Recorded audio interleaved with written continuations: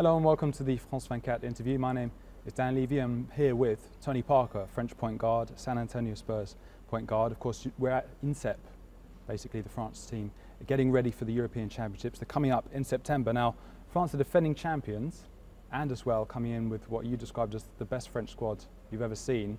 Could we perhaps say that the French team will be the favourites for this EuroBasket? We can't hide behind it. You know, we won in 2013, so I think we need to welcome the pressure. It's going to be a great event. Since I arrived in France, everybody's talking to me about this European Championship, so we understand what's at stake, and we just have to welcome the pressure. You've always talked a lot about your love for the French team. You've been very committed to it. What does it mean to you playing for the French national team, and what would it mean to retain the title here in France? It'll be unbelievable to win it at home. I've been playing for the national team for a long time now, since 2000. I really enjoy playing with this team. It's like a second family for me. You know, I always say Spurs is my family and French national team is my second family because I grew up playing in it, you know, with the national team cadet and then junior, the junior level, and created a lot of great relationship, you know, with Boris Diaw and Nicolas Batum and Ronnie Cheriev, and so I just love play for the national team. I'm very proud. I love my country, and so hopefully, you know, we can play our best basketball when it's going to be the most important games. Was it a standout moment in your career? I mean, we'll talk a bit about maybe looking back on your career later, but with the national team, yeah, 2013 against Spain. You know, that was because they were the team that we really wanted to beat. They had a big rivalry because with them. Yeah, they were the standard, the gold standard. You know, for 6-7 years. You know, they won everything, and they were the closest. You know, to compete against the U.S. team, and so they were where we want to be. And so in 2013, when we finally beat them, it was an unbelievable feeling for us. You were there. You were where they were. Excuse me? You were there, yeah. We finally marching to that last step. And could be set to dominate now. Of course, there was a good showing at the World Cup last year, and then. Yeah, it was a great show at the World Cup. You know, our young guys are improving and gaining experience, and so we just have to understand that now everybody wants to beat us. We're going to have a target on us, and so it's going to be very hard to defend the title. You mentioned the young players. How do you see your role in the French team? A mentor? But my role is to be the leader of this team and to show the way and reassure everybody and make sure, you know, we understand what's going to be at stake and how hard it's going to be to try to win it. That doesn't come naturally to everybody. Is it something you relish, you enjoy? I love it. You know, I've been doing that since, you know, I started with the national team. It's always been in me. And you, of course, when you started in the NBA, 2001, I believe you were only the third French player to play then. Now there are so many more. I think there's 7 of the 16 players here at INSEP with the French squad currently, just right now, playing in the NBA. Why do you think French basketball has improved so much? What's made it improve so I much? think the whole European basketball has been improving and getting better and better. And I think, you know, the French basketball is close to the NBA game, very athletic, you know, goes super fast and long arms, you know, like Rudy Gobert and Alexis Agença. So that's why I think NBA scouts like, you know, French players. And you started your career, of course, in France, and as I said, you went to the NBA, been at the San Antonio Spurs since 2001. It's been a great off-season for the Spurs after a disappointing playoffs last year. You brought in, of course, LaMarcus Aldridge, a really big signing, a number of key players signing on as well, Tim Duncan, Ginobili, Manu Ginobili, etc.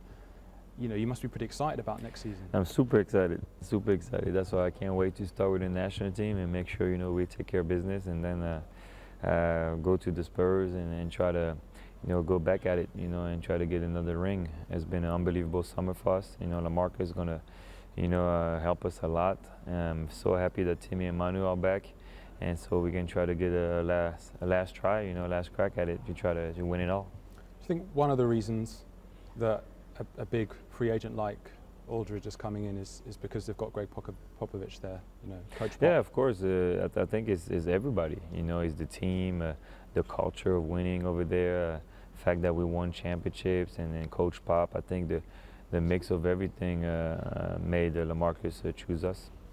How do you think LaMarcus will fit into the side with Tim Duncan? I think he'll perfect. He's going to be perfect. He's going to fit very well. And the way we play and the way we share the ball, he's going to be a perfect addition for our team. It could fit quite well, of course, with Tim Duncan, who's a player in the latter stages of his career, I could say, you know, 39, amazing longevity. Is he a model for you in terms of continuing to play into your 30s? Of course. His career has been unbelievable, and be and to sustain, that level of commitment and being successful and perform every game is just a great example for me to follow. And do you think you're going to adapt your game? Have you started adapting your game? Maybe more. I'm going to have to, of course. I'm going to have to. Like everybody who's getting older, when you lose a little bit of step and you're not as fast as when you were young, you have to adapt and be smarter and become a better shooter. So I'm already starting to do that. Have you been changing your physical conditioning and stuff? Or, I've been working a lot on my conditioning. That's comes with age. As you get older, you have to prepare yourself better. You had some injury problems last year, and so I read that you've been doing some extra work. Yeah, I've been doing extra work because you have to do it. As you get older, a lot of inflammation, a lot of little nagging stuff that I don't want to come again. So you've played a lot of basketball. Hopefully it will work. I mean, you've had a career where I played a lot of basketball. I got a lot of miles on my knees. Deep into the playoffs, a lot of titles. Yeah. I want to talk to you a bit, as I said, about your career as a youngster. What was your dream? Was it being a pro? Was it winning stuff? My dream was to play in the NBA. That was my dream. It was to play in the NBA and show the US that I can play. And that was my focus. And once I arrived in the NBA and that I was able to get an opportunity to play, then it was all about winning and winning titles, because at the end of the day, that's all people remember is how many titles you won. So when you were young, you weren't thinking, I've got to go and win the titles. The first goal was to get into the league. Yeah, because back in the day, you have to put in perspective, it was not a lot of European guys in the NBA, and the European point guards never made it in the NBA. I was the first one. So my dream was just to get in the NBA. So I couldn't imagine winning championships and MVP of the finals, stuff like that was not even in my mind. When you look back, do you think of one particular moment where you thought, I've done it, this is the dream realized? When you signed the contract or when the draft happened? No. When Coach Pop, we were flying back, and he told me, you're going to start tomorrow. And I'm like, what? And it was only 4 games into the season. And he's like, you're going to start tomorrow, and you're going to be our point guard, and I'm going to give you the keys. That's when I was like, oh, wow, I made it. I can't mess up that opportunity. Yeah. How did that feel? Were you nervous or were you excited? Both, I was excited. I was super excited. And I that's felt, a good sign. And I felt like an honor, that Coach Pop, who, like one of the best coaches in the history in the NBA, trust me enough to basically give me the keys and just say, you're going to be a point guard. And I was only 19. And you say you're excited. I mean, one thing I think that's interesting about people who've succeeded a lot in sport, you've won 4 NBA titles, you've been an all-star 6 times. Do you think you're driven more by a hatred of losing or by a love of winning? A little bit of both. Yeah? A little bit of both. Both comes in. You love to win, and once you taste it, it's like a drug. Yeah. And so then you hate losing. Yeah. Because it's funny, isn't it? It's not that, you think that some players might think, oh, I've done it now, I've won the title, it's all good. But actually they tend to go, I need more of that. Me, it's like a drug, Me, it's like a drug. You want to win more. You want to have that kind of feeling again, yeah, of course. You've been in the NBA, as I said, for a while now, since 2001, a pro since 99, you played in France before. How do you think the game has changed, maybe just generally, but also the NBA as well? Yeah, I think that the game is always evolving. Right now it's a lot of small ball, and playing with a small 4. But, every year is a little bit different, and different coaches will try to implement different strategies. So rule changes a bit as well. Yeah, rule changes a little bit, but at the end of the day, it's still basketball. You still have to share the ball and play together to win. What do you think you'd have done if you'd grown up in a world where basketball didn't exist at all? Didn't exist? I'll play soccer. Because you were played that as a youngster first, and then soccer what first. Position did you play? I was playing striker. Okay. I was super scoring, fast. Scoring points, scoring goals. You follow soccer a lot? Yeah, I love soccer. I like to follow it. And if it was outside of sport then? No sport? Outside of sport, I'll be an architect. Architect? I always like designing stuff and designing houses and stuff like that, pools. I like that kind of stuff. Art stuff maybe? Something? Yep. Yeah. Okay.